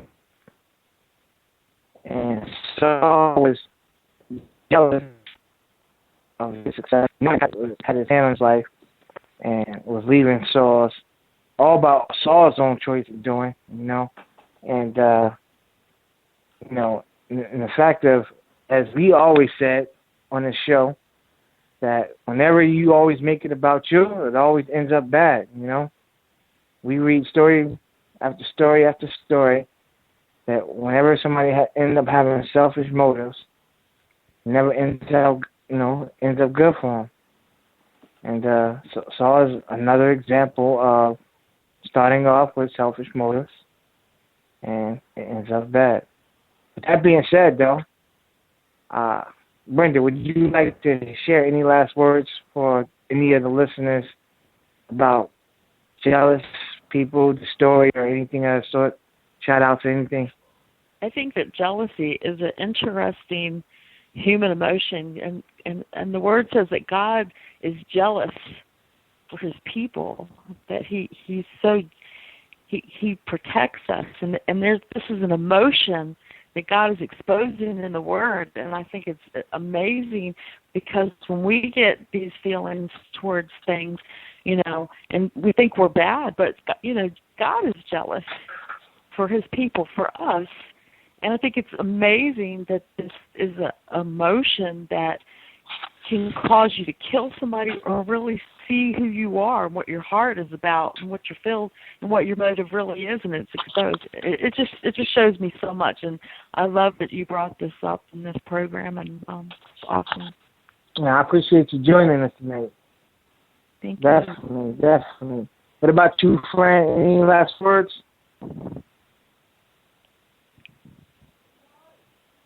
Yeah, hello. Fran?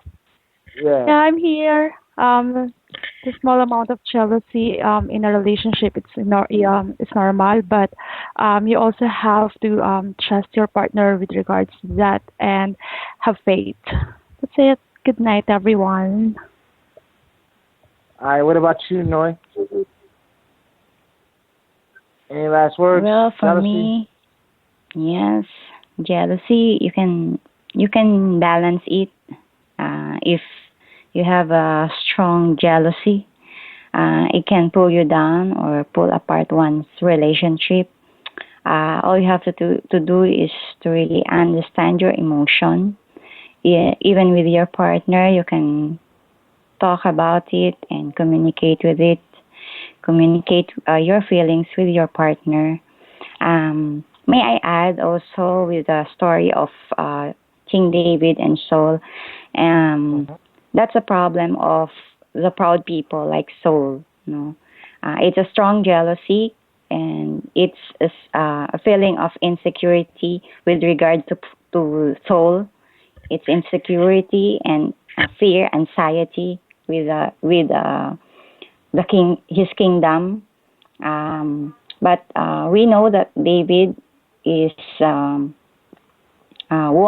really won the battle and the kingdom also. Correct. All right. What about you, Fida? Any last words? I think jealousy is a normal human emotion. You have to acknowledge that it exists because it's no use in denying it because it's really strong. It will overpower you if you deny it to yourself. You have to acknowledge it and then so that you could be able to deal with it. And it's not fair that if you can't deal with your emotions, you vent it out on people and do bad things like what Soul did because he felt incapable and insecure, so he vented it out and do bad things on David. It's not a good thing. You have to acknowledge it, but that doesn't mean you have to allow it free reign. You have to acknowledge it and deal with it and be able to handle it well. And then it just shows how much you care for a person or a thing. And then that's a good thing. Caring is a good thing. But doing bad things out of possessiveness is a bad thing. Right, right. What about you, Danielle? Any last words you want to share? I just want to say thank you for bringing up the topic because it is a topic that is not discussed from a lot of people and everyone's sharing. Right. So I really enjoyed it. Cool. Thank you. Con, what about you? Any last words? I would say in any and all relationships, keep the lines of communication open and do not compare yourselves to other people. When you do that, jealousy can creep in. Right. For myself, I'm going to say I agree with Frida a little bit where I think that feelings, emotional, non-emotional, just feelings in general are neither bad or good. I think that it's what you do with your feelings that can make them bad or make them good, you know?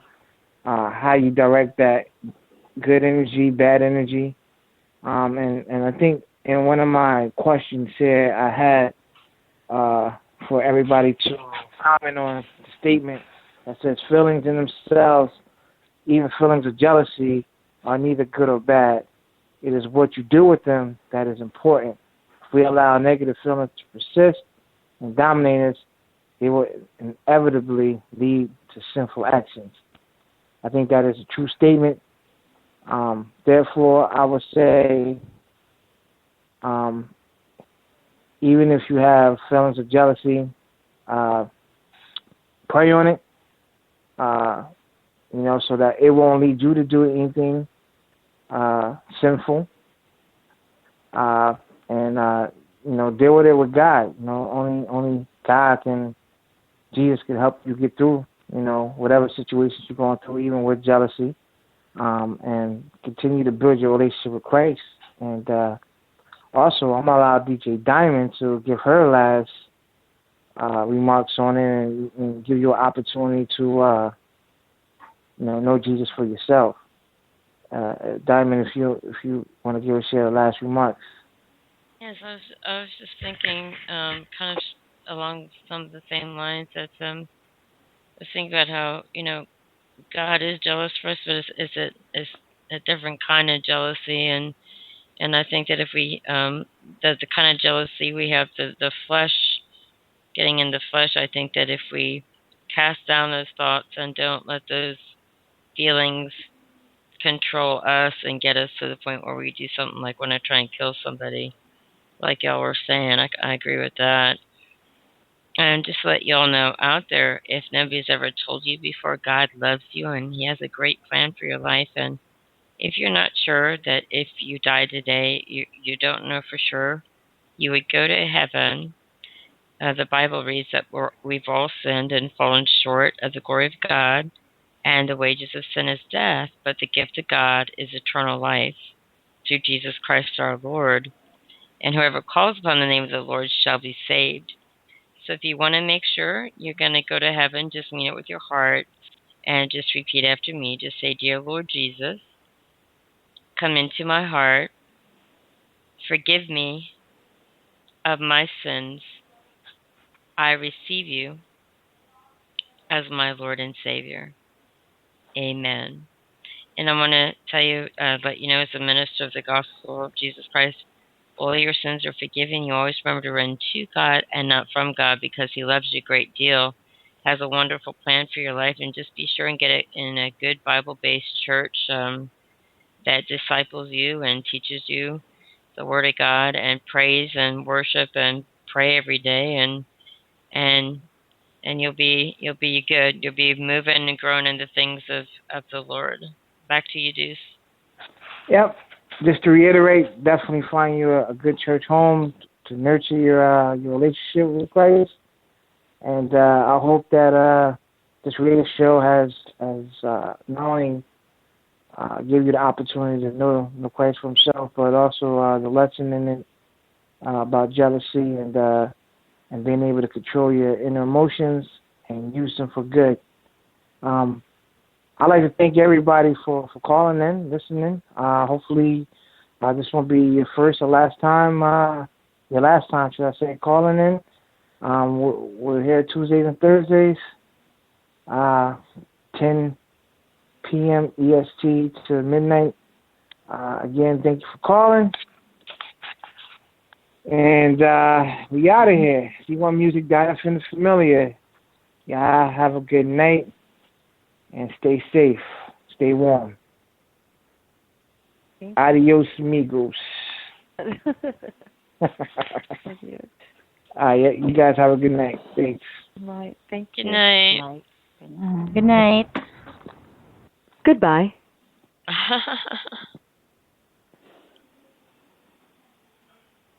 Are we still talking, or are we done? Hello?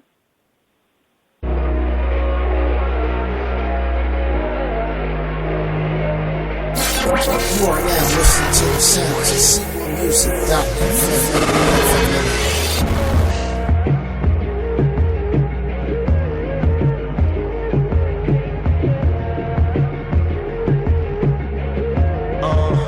I really hope that I could be honest. We got a problem here, and I really know revival starts with me. I'm not here to try to make judgment, no, gotta make some adjustments, yeah, and I wanna go beyond what eyes can see. I don't wanna love on the surface, no, no, and I know my love won't be perfect, I know I gotta love you on purpose, I wanna love when we close the curtain, so you can see the Jesus in that, I don't wanna love on the surface.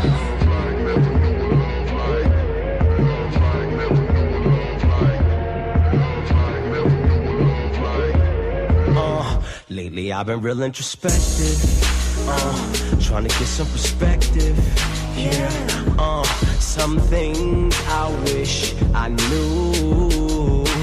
I'm looking at the times that we live in, saying, Father, forgive them, yeah, they know not what they do.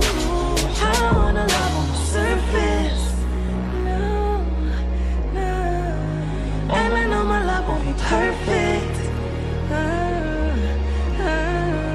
know I gotta love you on purpose, I wanna love when we close the curtain, so you can see the Jesus in that,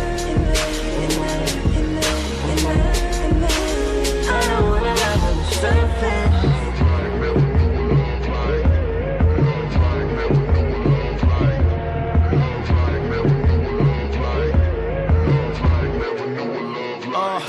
Real love is a bad man, it's complicated. Brokenness and insecurities too complicated.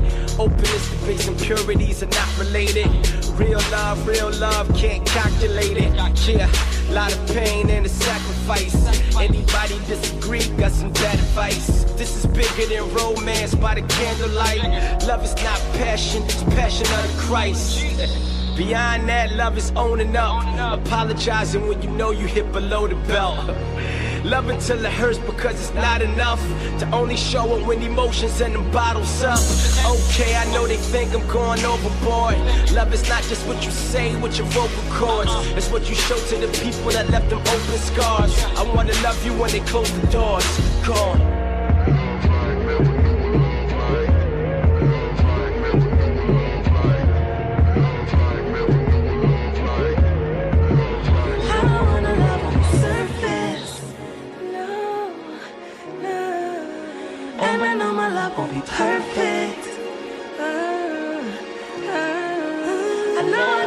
you on purpose.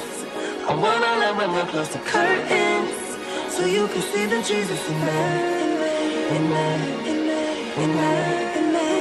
I don't wanna love on the surface.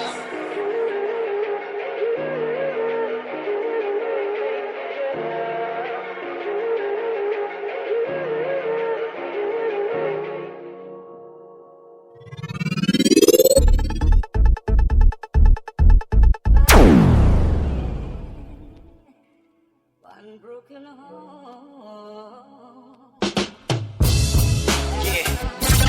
You are now listening to the sounds of C1music.fm.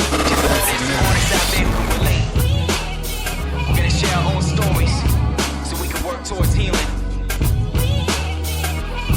Cause at the end of it all, life and love is all we had. Yo, sometimes I feel like a fatherless child, but I never lived a day without my father. You were there on the day I was born. I was the first one there on the day you were gone. And I can't hug a hologram, I can't shake hands with a shadow. I can't call memories up on the phone like hello, nobody's there. I can't hear your voice, but I refuse to feel sorry for myself. I'm blessed to be here. It's been over a year since I stood up at your funeral and spoke without shedding any tears. God knows I miss you, I don't gotta hit rock bottom and look solemn. Trust me, you'll never be forgotten. I push on in your honor, make songs in your honor. There were times I didn't get along with my father. I thank God we were reconciled. That's why I'm able to say this with a smile. And we weep with those who weep, and rejoice with those who rejoice. We cry with those who cry, but through it all we thank God that we're alive. Yeah.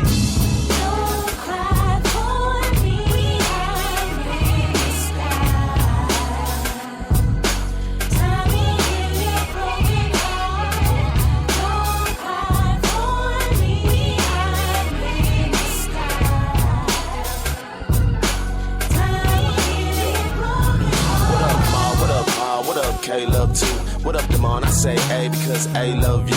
Big mama ain't Janice, ain't Gully, don't panic. Because without y'all, then I wouldn't understand it. See, the island is the view, but I am not stranded. I never needed Wilson, I erect buildings. My mission in life is not finding forever. Forever's only ever till never. Again, getting down, but I know I'm getting better. Again, cause I still feel your spirit in the weather, in the wind, in the rain, in the snow, the sleet, in the cold, in the streets where I go. I reap what I sow and teach what I know. Still reach for the goal so sweet that your teeth could explode. So I'll be giving anything and everything you showed. Even though it broke my heart, you still broke the mold. Yeah, I love y'all. You gotta know, man, it's better to have loved and lost than never to have loved at all. So hold everything that you cherish dear to you, man, cause one day it could be gone. Hey, you know, nobody wants to be broken hearted.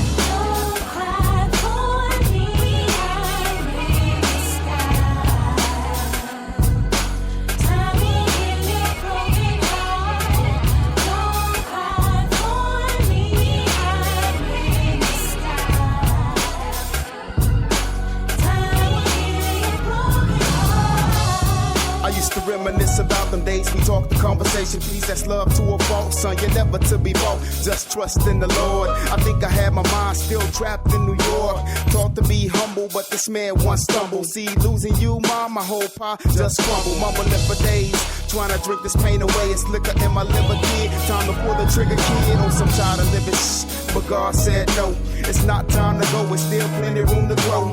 Mama's baby boy, word life, I really miss ya. So wipe away the tears, kid, and hand me the tissue. Heaven sent, one day I'ma be with ya. Rolling down them skies, cloud nine, and I'ma get ya. Hands and hold ya tight, the big picture. This life goes on, but yo, I still can't forget ya. We say it so many times, rest in peace. With the time we got left, we're gonna live in peace. Honor those who went before us, and honor the God who blessed us with life and love. Cause when it's all said and done, that's all we have.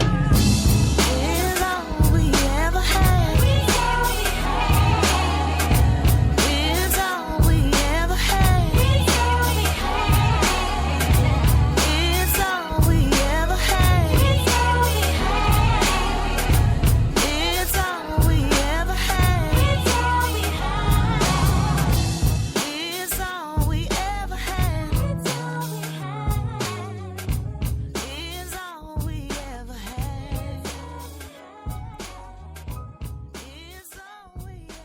You are now listening to the sounds of C1Music.fm. Unfamiliar.